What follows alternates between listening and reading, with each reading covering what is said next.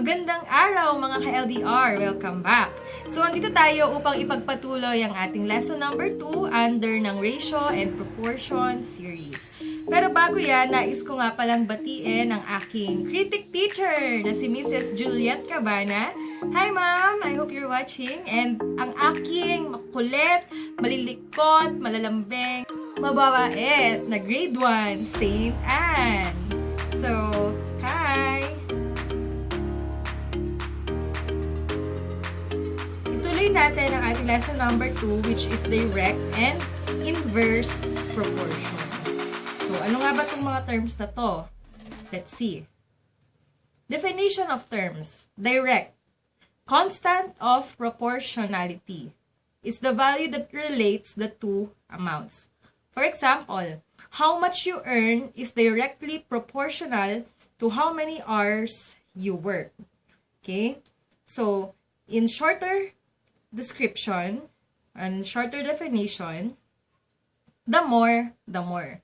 So, the more na maraming hours ka nagtrabaho, the more na makakaipon ka ng pera.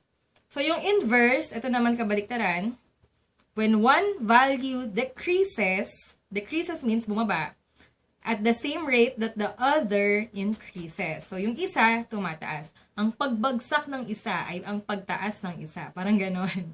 So, for example, speed and travel time. Faster we go, the shorter the time. As speed goes up, travel time goes down. And as speed goes down, travel time goes up. So, syempre, pag mas mabilis tayo sa kalsada, mas maikse yung ating travel time o yung oras na kukonsumo natin sa biyahe. Pero pag mabagal tayo sa kalsada, o kunwari nagmamaneho or nagbabike, syempre, mas matagal, mas tumataas yung oras ng ating kinokonsume para makapunta sa ating pupuntahan. So, the more, the less, the more. Okay? Example number 1. A car travels at the distance of 90 kilometers in 2 hours. So, 90 kilometers yung nababiyahe niya sa loob ng 2 oras. So, how far will it go if it travels for 6 hours? So, gaano kalayo o ilang kilometro ang kanyang mababiyahe kung 6 hours siyang nagta-travel? So, tingnan natin yung ating computation. So, proportion pa din, 90 is to 2. 90 kilometers is to 2 hours. Then, equal siya sa blank or n is to 6. Again, kung ano yung nasa kaliwa, yun din yung nasa kaliwa ng second term. Kung kaliwa natin ay kilometro, so kilometro din yung ating nasa second term or second ratio. So, for this case, yung kilometro, bilang ng kilometro yung nawawala. So, given yung hours. 2, ito yung oras, then 6, ito yung oras. So, dapat magka-align sila. Now, para hindi na natin siya gawing fraction form, pwede natin i-multiply yung dalawang nasa loob. Inner, no? Then, yung extreme. So, same lang din naman siya pag ginamit natin yung fraction form na tinuro ko sa previous lesson. So, pwede lang para ma-shortcut, di ba? So, 2 times n, 90 times 6. So, yan na. 2n is equals to 540. Just imagine, 6 times 9 equals 54. Then, add mo lang si 0. Now, gusto natin matira si n. Anong ginagawa natin last time? So, dinidivide natin both sides by the number na katabi ng ating variable o yung nawawalang digit. So, 2. 2 divided by 2, then 540 divided by 2. Cancel. N is equals to 270. Sa loob ng 6 hours, 270 na kilometro na yung kanyang nababiyahe. O anong klase ng proportion ito? Direct ba siya or inverse? So, direct. Kasi, the more, the more. The more na maraming oras kang the more na marami yung oras na in-spend mo sa pag-travel, the more na maraming kilometro yung iyong malalakbayan. No? The more, the more. Example number 2. 8 men have enough food for 20 weeks. So, may 8 tao na sapat ang kanilang pagkain sa loob ng 20 linggo. Ngayon, kung magiging 10 sila, diba?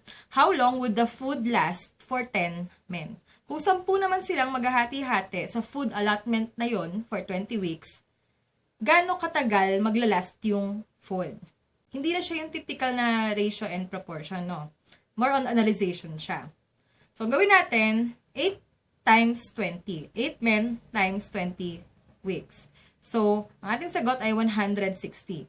Estimate natin ito yung 160 na food allotment nila, no?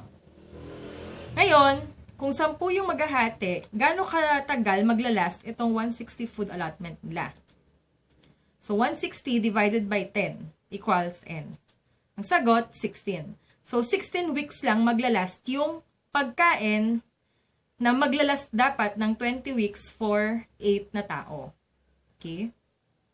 So, anong klaseng proportion siya?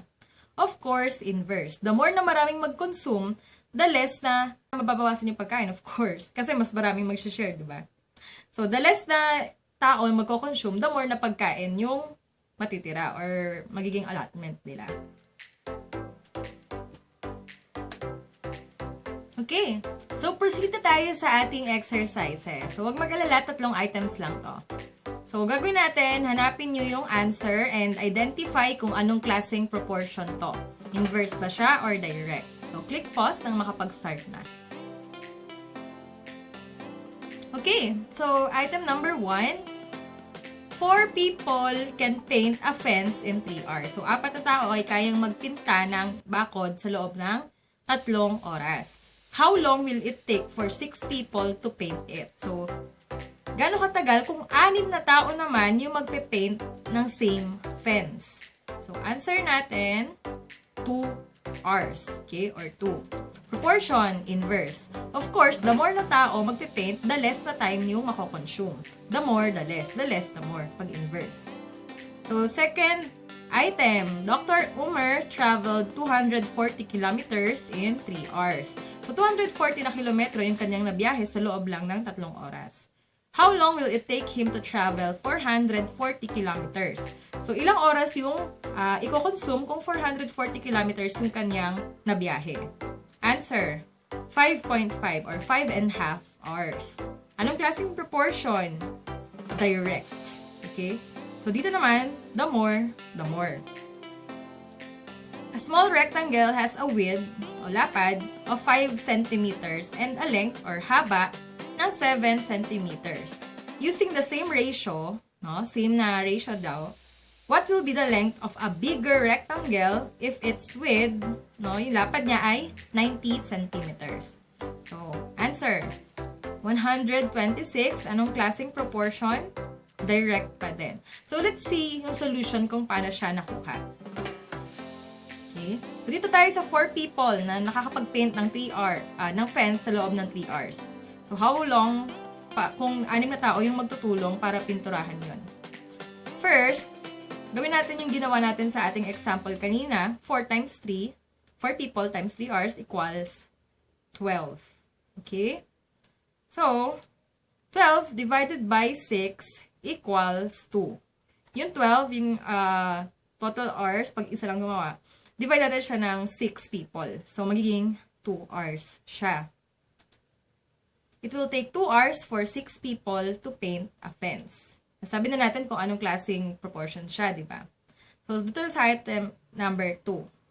Dr. Omer traveled 240 kilometers in 3 hours. How long will it take him to travel 440 kilometers? So, dito tayo sa ating typical proportion format. So, 240 is to 3 equals to 440 is to n. Yung n yung hours natin, di ba? Again, dapat partner.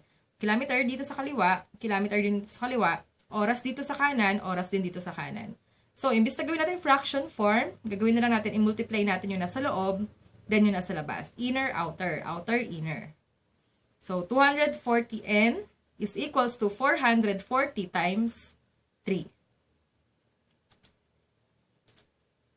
So, 240n is equals to 1,320. 1,320 divided by 240, yun yung ating 5.5, which is sinagot na natin kanina. So, it will take 5.5 hours or 5 hours and 30 minutes for Dr. Omer to travel 440 kilometers. Now, last item. A small rectangle has a width of 5 cm and a length of 7 cm. Using the same ratio, so typical ratio format pa din, what will be the length of a bigger rectangle if its width is 90 centimeters? So 5:7 equals 90 is to blank, no? So again, inner outer or outer inner. So 5n is equals to 90 times 7. 90 times 7 equals 630. 630 divided by 5 equals 126. So the length of the bigger rectangle is 126. And sinagot na natin kung anong klaseng proportion siya kanina, which is inverse. Direct. Which is direct. Okay, so ang ating ending quote. There is no substitute for hard work. So, we've read this before, but then, gusto ko lang siya i-remind para sa bawat isa sa atin. So, may times na medyo confusing talaga itong ratio and proportion, but then, sa pamamagitan ng exercise, matututunan din natin ito. So, aside sa mga ginagawa natin ditong exercises, try nyo rin magsagot using different resource. So, yun lang. Tuloy lang sa pag-aaral, and I'll see you sa ating next lesson.